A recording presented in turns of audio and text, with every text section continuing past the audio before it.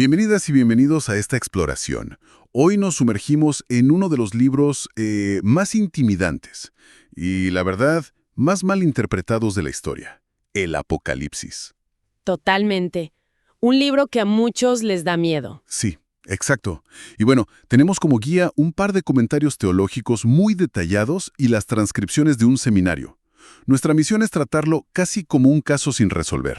Me gusta esa analogía. Porque, a ver, el Apocalipsis se presenta como una revelación, pero para muchísima gente se siente como un libro sellado, lleno de imágenes caóticas. La pregunta es, ¿y si la clave para abrirlo no está en predecir el futuro, sino en descifrar su pasado? Esa es exactamente la perspectiva correcta. La palabra griega apocalipsis significa develamiento, pero el autor usa otra palabra clave justo al inicio, esemanen. Esemanen. Sí que significa dar a entender mediante signos.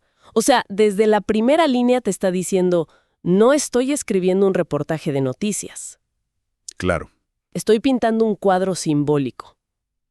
Para entenderlo, pues no necesitamos una bola de cristal, necesitamos las claves para decodificar su lenguaje, su contexto y el conflicto que enfrentaba su primera audiencia. De acuerdo. Entonces vamos a descifrar el código. ¿Por dónde empezamos con estas visiones de, no sé, bestias, dragones y números extraños? La verdad es que parece abrumador. Empecemos por la base de ese código, los símbolos. Y estos símbolos no son, digamos, adornos, son armas en una guerra de lealtades.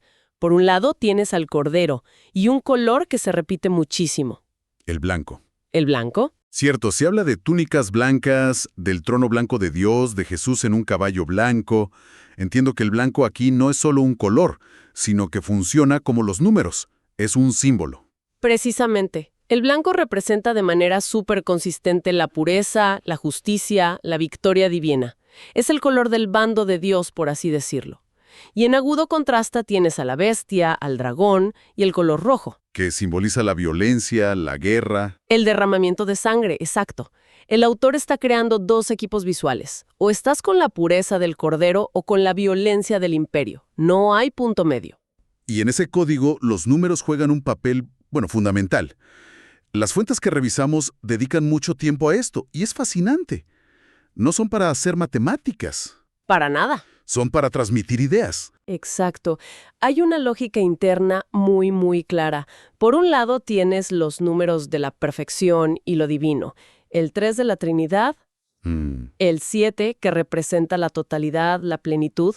Por eso vemos 7 iglesias, 7 sellos, 7 trompetas, todo en 7. Claro, es como decir completo. Completo, es la totalidad.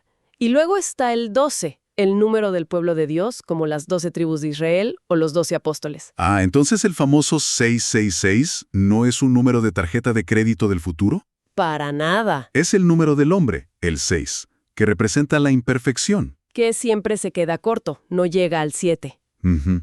Repetido 3 veces para mostrar el fracaso total en alcanzar esa perfección divina del 7. Es un grito de imperfecto, imperfecto, imperfecto. Eso cambia toda la perspectiva. Cambia todo. Es la máxima expresión de algo que pretende ser divino, pero no puede. Y por el otro lado, tienes un número como el 144,000. Uf, ese número sí que ha generado teorías. Imagínate, pero en vez de ser un censo literal, es un símbolo poderosísimo. Es 12 por 12 por 1000. O sea, el pueblo de Dios al cuadrado por una multitud. Exacto. El pueblo perfecto de Dios, 12 por 12, en su totalidad absoluta, por 1000.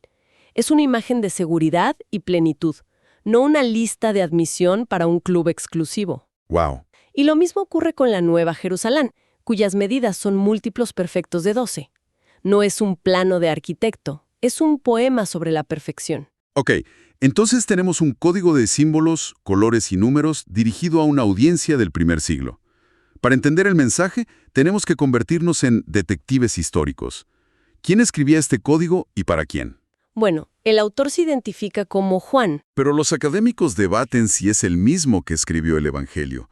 El estilo del griego es muy diferente. Ese es el centro del debate. El griego del Apocalipsis es más tosco, casi violento, muy semítico. Es muy distinto al del Evangelio de Juan. Sin embargo, uno de los comentarios que leímos señala una similitud estructural fascinante que llama un enfoque en espiral. ¿A qué se refiere con enfoque en espiral? Tanto el Evangelio como el Apocalipsis vuelven a tocar los mismos temas una y otra vez, pero cada vez con mayor intensidad. En Apocalipsis tienes los 7 sellos, luego las 7 trompetas y finalmente las 7 copas de la ira. Ajá. Cada ciclo narra una historia similar de juicio y redención, pero la escala y la intensidad aumentan. Es como subir por una escalera de caracol.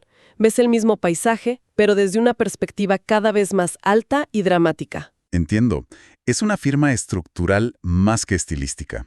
Eso es interesante.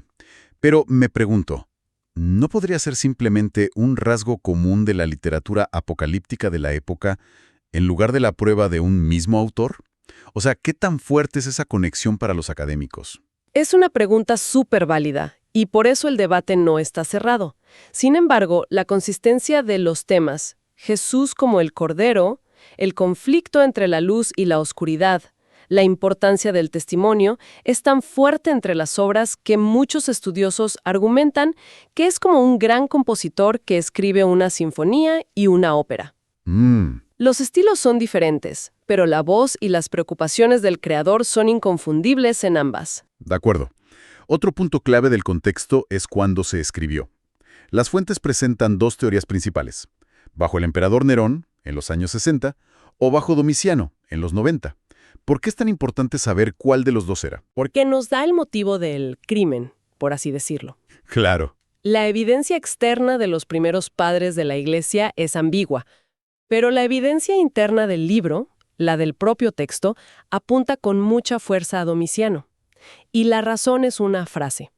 Domiciano fue el primer emperador que exigió ser llamado oficialmente Dominus et Deus. Señor y Dios. Ahí está la pistola humeante. Exactamente. De repente, el conflicto central del libro cobra vida. No es una batalla abstracta del bien contra el mal. Es una pregunta muy concreta y muy peligrosa para los cristianos de Asia Menor.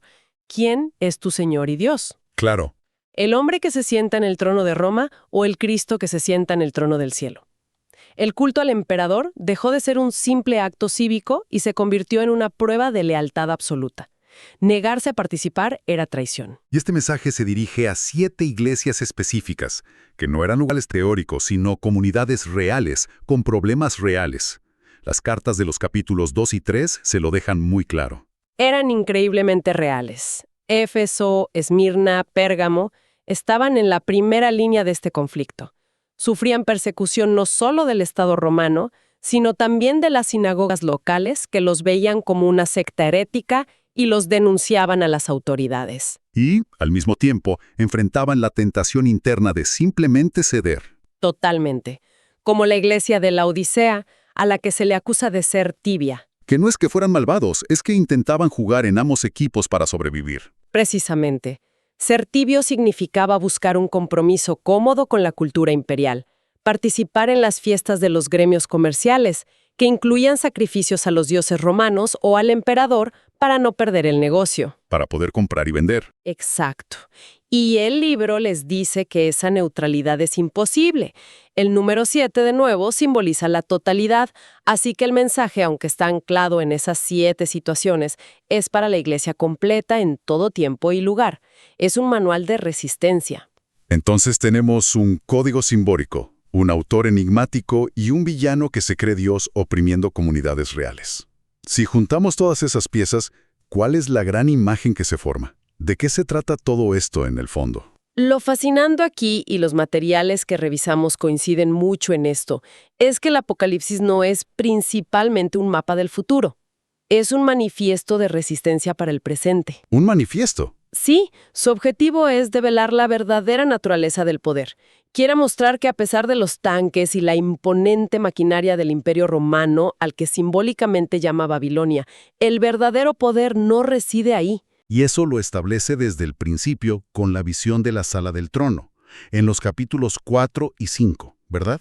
Esa escena parece ser la clave de todo. Es el centro gravitacional de todo el libro.